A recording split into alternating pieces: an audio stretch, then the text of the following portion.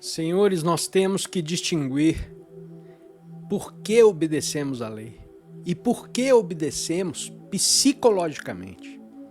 Devemos também compreender o que é uma função e o que é uma posição. Porque através da função, nós queremos posição. O que mais nos interessa não é a função, mas a posição. Porque a posição, nos conferindo certos privilégios, ela se torna muito mais importante do que a função. Mas se você considera apenas a função e nenhuma consideração dá à posição, nesse caso, por exemplo, o cozinheiro é tão importante como o primeiro-ministro. Ambos estão apenas desempenhando funções e, assim, formais sobre os dois uma mentalidade inteiramente diferente. Não dá pontapés no cozinheiro e nem bajula o primeiro-ministro. Você trata ambos como funcionários e não como máquinas, como entes humanos sujeitos a errar. Mas no momento em que em você vem a ideia de posição, começa então o desrespeito. E quando começa o desrespeito, você está perdido. Você mostra então desrespeito a um e respeito ao outro.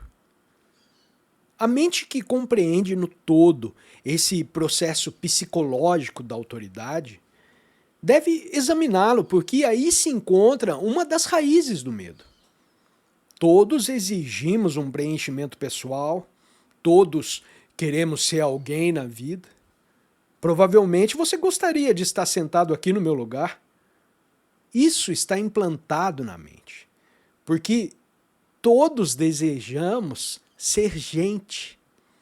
Desejamos ser notáveis, famosos, com os nossos nomes nos jornais. Desejamos expressar as nossas personalidades, seja escrevendo um livro, pintando um quadro, ou através da família, da esposa, dos filhos, do nosso trabalho.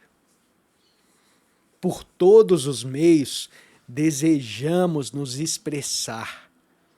Nunca pomos em dúvida a existência de tal coisa, a autoexpressão, mas nós queremos nos expressar.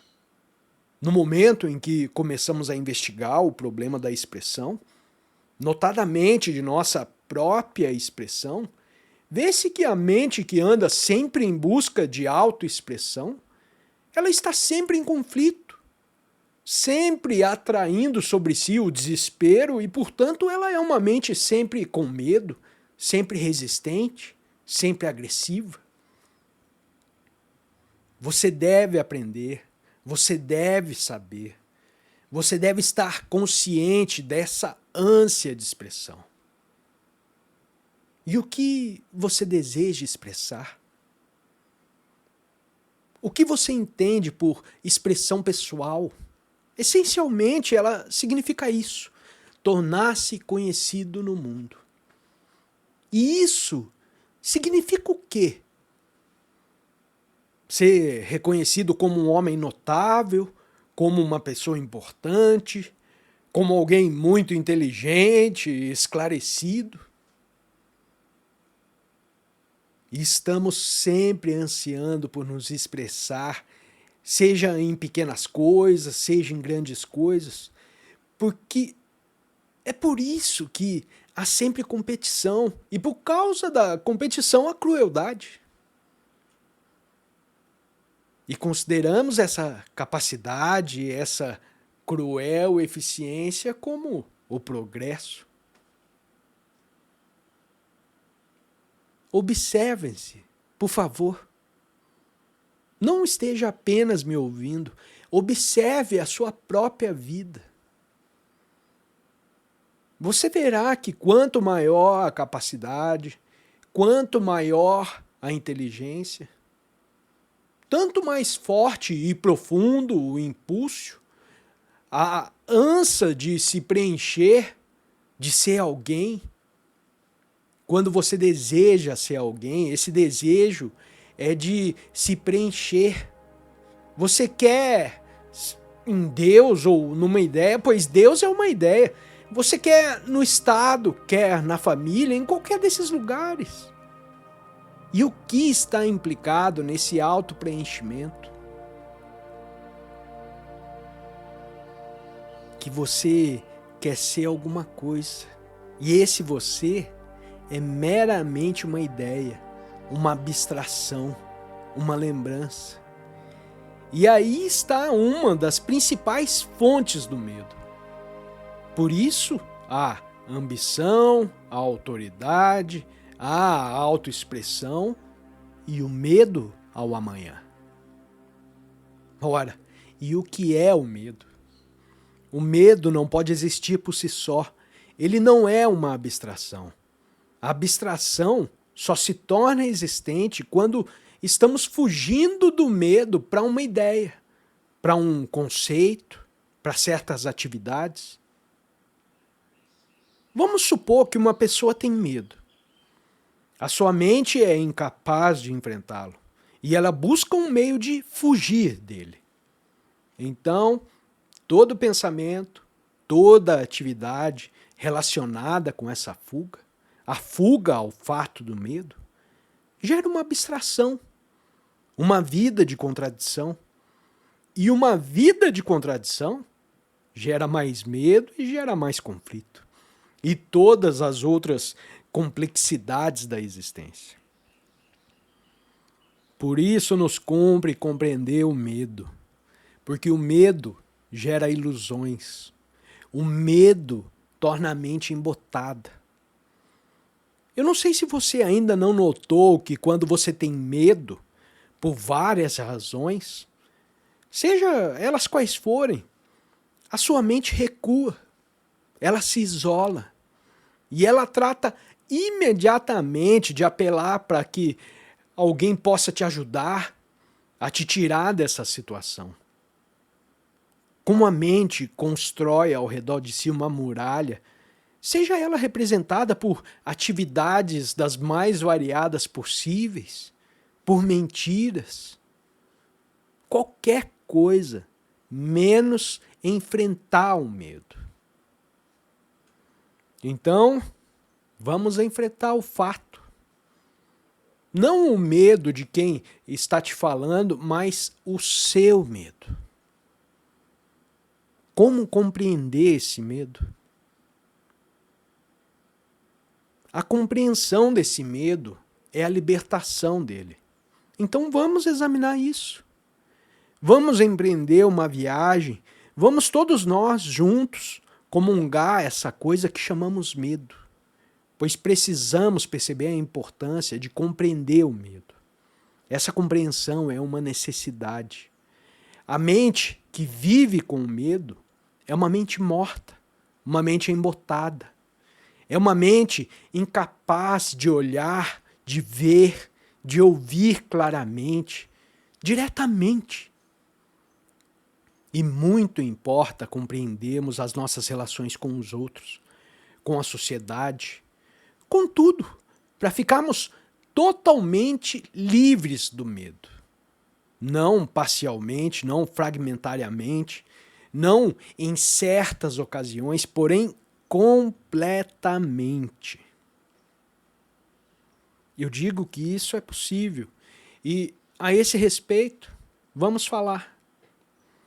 O medo não é uma abstração, uma coisa de que podemos fugir. O medo é uma realidade. Ainda que consiga fugir por um dia, por um ano, por algum tempo, seja ele qual for, ele tornará a te pegar e a te acompanhar por toda a parte. Você pode desviar os olhos dele, mas ele vai estar lá. O medo só existe em relação a alguma coisa. Eu tenho medo da opinião pública, eu tenho medo da minha mulher, eu tenho medo do meu patrão, eu tenho medo de perder o meu emprego, eu tenho medo da morte, medo da dor. Se eu estou doente, eu gostaria de recuperar a saúde e quando a recupero, Eu tenho medo de uma recaída, de tornar a adoecer. Eu tenho medo porque me vejo só.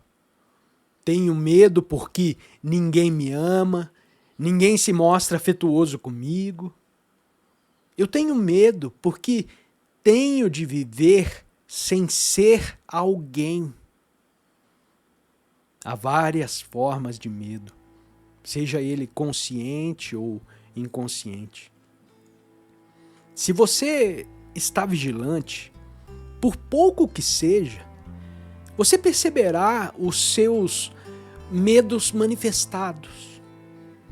O receio de perder o emprego e, portanto, a necessidade de suportar uma entediante rotina, agradar o seu superior, aturar os insultos dele, as desumanidades.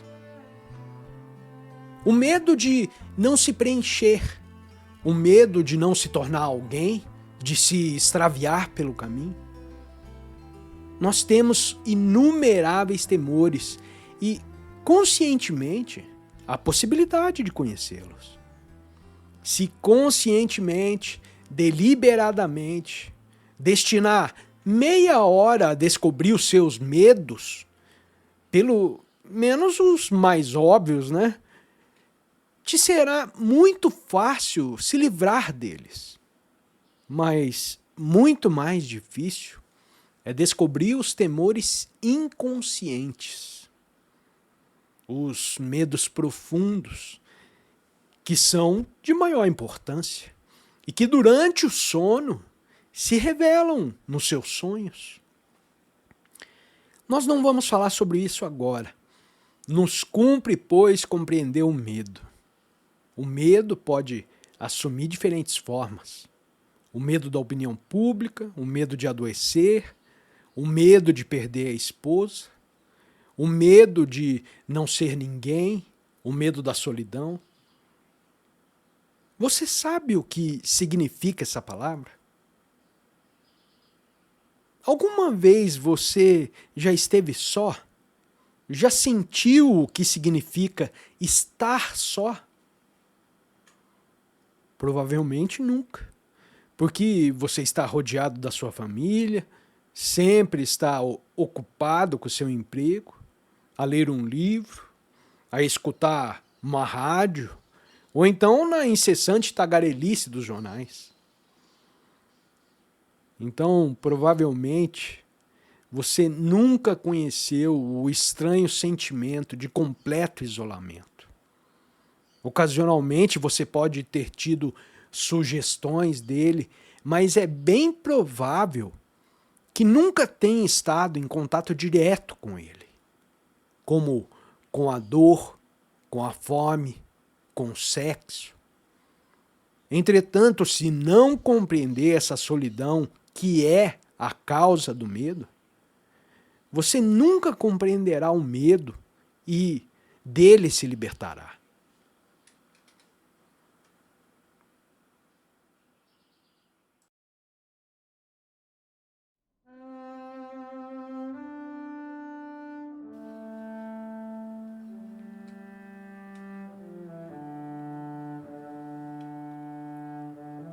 O medo pode se expressar de muitas maneiras, e ele o faz, mas só existe um medo.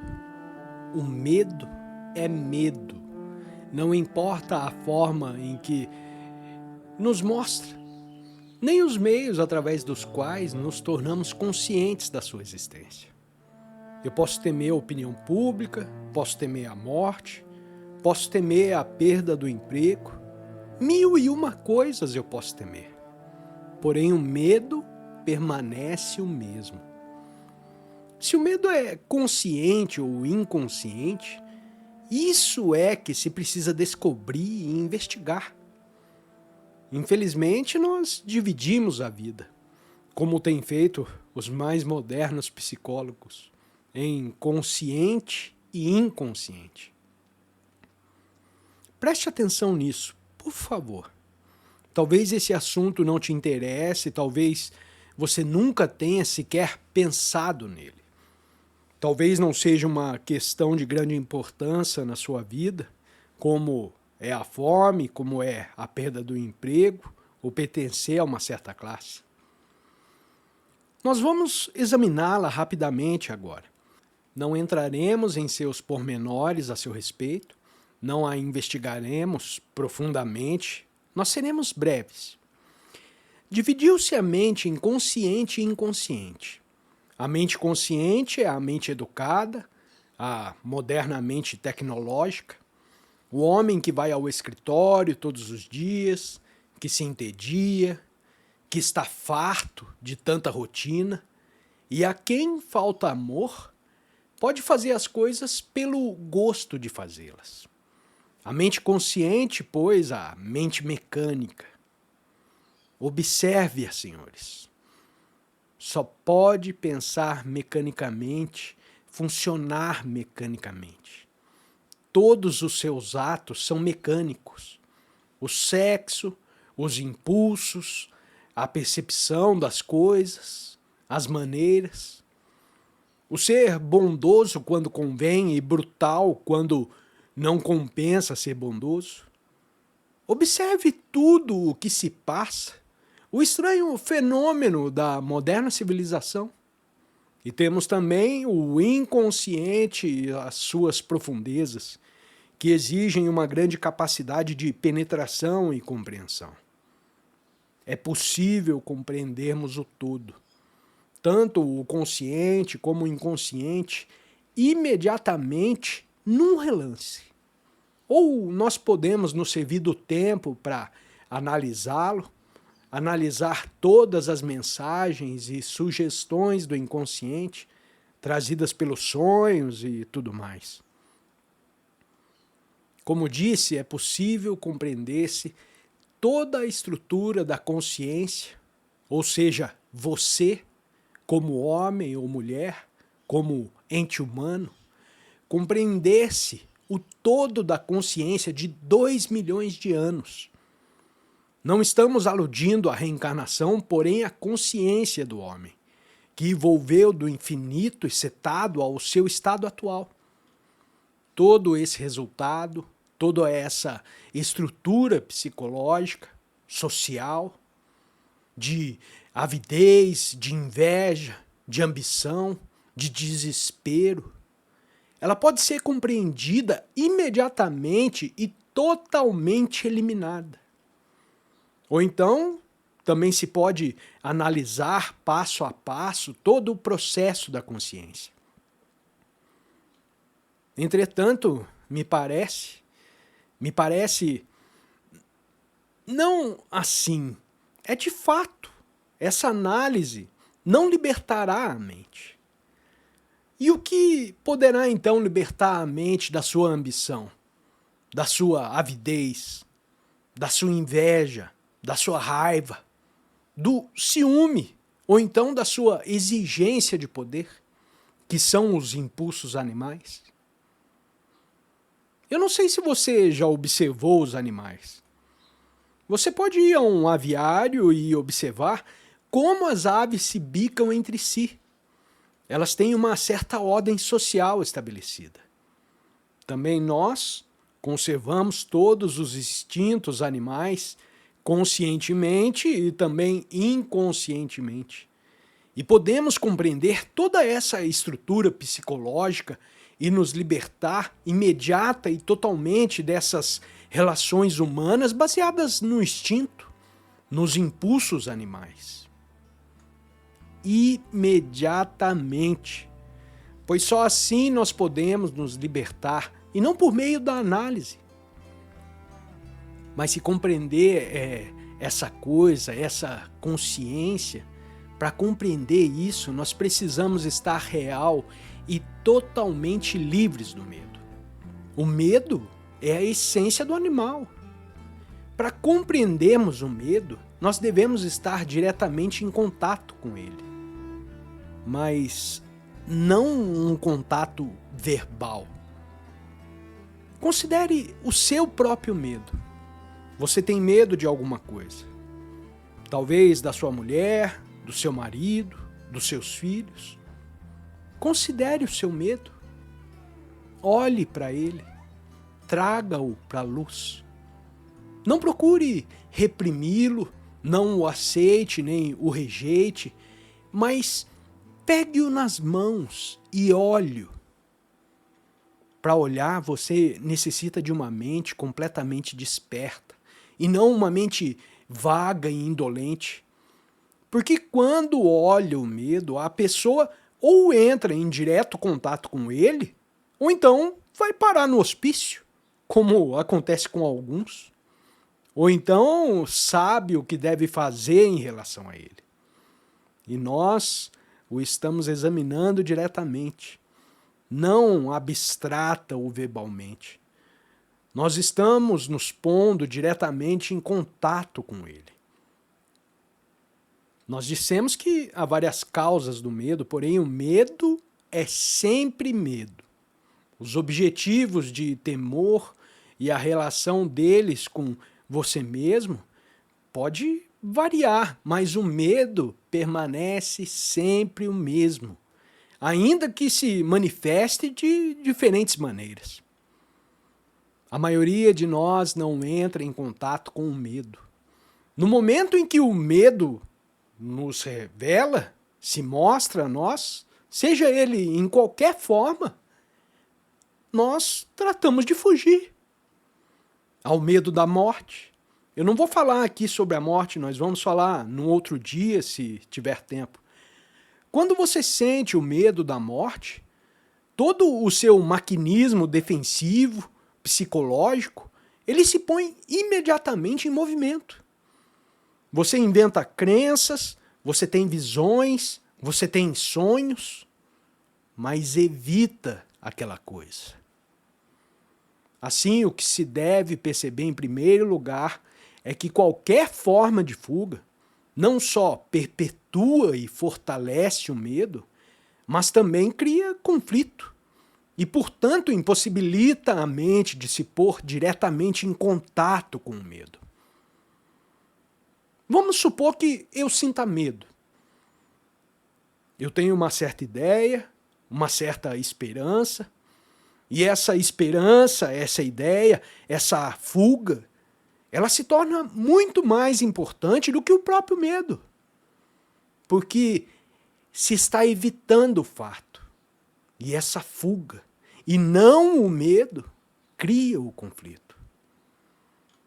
Quando um homem está diretamente em contato com alguma coisa, não verbalmente, não abstratamente, e sem tratar de fugir, não há conflito. Ele fica onde está. Só para aquele que tem ideias, esperanças, opiniões, defesas de todo tipo de gênero, existe o conflito. E esse conflito o impede de entrar em contato direto com o medo. A maioria das pessoas tem medo e inventaram todo tipo de sistema de fugas. O templo, a incessante atividade da mente inquieta, da mente estúpida. Inventaram tantos temores e tantas fugas que o seu conflito se torna cada vez maior. Então nós precisamos estar conscientes do medo e não ficar perguntando como eu posso fugir, como eu posso deixar de fugir. Porque quando se compreende que toda forma de fuga ao medo só pode criar mais conflito e, portanto, não há um contato direto com o medo, e só o contato direto pode nos livrar dele, quando compreendemos isso realmente, e não intelectualmente ou verbalmente, ou como uma coisa ouvida de outra pessoa, quando vemos por nós mesmos esse fato, então não fugimos mais. Então o templo, o livro, o líder, o guru mais próximo, tudo isso desaparece. Então você já não é ambicioso. A fuga ao medo pode ser concreta. Ela pode ser, por exemplo, o rádio, o templo, qualquer atividade. Ou então ela pode se dar mediante abstrações. Por exemplo, a palavra nos ajuda a fugir ao medo. Preste atenção para você ver por você mesmo. O medo não é uma abstração, ele não é uma palavra. Mas para a maioria de nós, a palavra tomou o lugar do fato. Você consegue perceber isso? A palavra medo, que é uma abstração, ela tomou o lugar do fato que é o medo real. Então você está em contato com a palavra abstrata e não com o fato. Eu espero estar me fazendo claro aqui. Você tem de compreender o medo. Com compreender, eu não quero dizer compreender verbal ou intelectualmente o medo, porém enfrentá-lo e livrar-se dele totalmente. E isso só é possível quando não há uma fuga de espécie alguma que for. Seja uma fuga por meio de atividades ou por outra forma, ou a fuga por meio da palavra, a qual a maioria das pessoas toma o lugar do fato real. Compreendendo isso, você vai estar diretamente em contato com o temor. E nesse contato, não há um intervalo de tempo. Não há um dizer, eu vou vencer o medo, ou então, eu preciso desenvolver a minha coragem, o que também é algo muito estúpido quando você sente medo. Isso é proceder como as pessoas que são violentas e vivem a falar da não violência. É muito estúpido isso, porque não tem validade alguma. O que tem validade é a violência. E a ela é a que cumpre dar atenção. Mas falar, dar a volta ao mundo pregando a não violência, isso é próprio de uma mente hipnotizada e realista. Nós estamos considerando fatos, mas não podemos nos ocupar com o que é se existe alguma forma de fuga, seja ela consciente ou inconsciente. Existe também o medo físico. Quando você vê uma serpente, um animal feroz, você se sente instintivamente com medo. É um medo natural, é algo normal. Não é medo, porém é um instinto de conservação. Isso é uma coisa normal. Mas a autoproteção psicológica, ou seja, o desejo de estar sempre seguro, isso gera o medo. A mente que quer estar sempre em segurança é uma mente morta, porque não há segurança, não existe segurança, não há permanência nessa vida. E por causa do seu desejo de estabelecer uma permanência nas relações, seja com sua esposa, com seus filhos, você tem ciúme. Aquela coisa terrível que se chama família.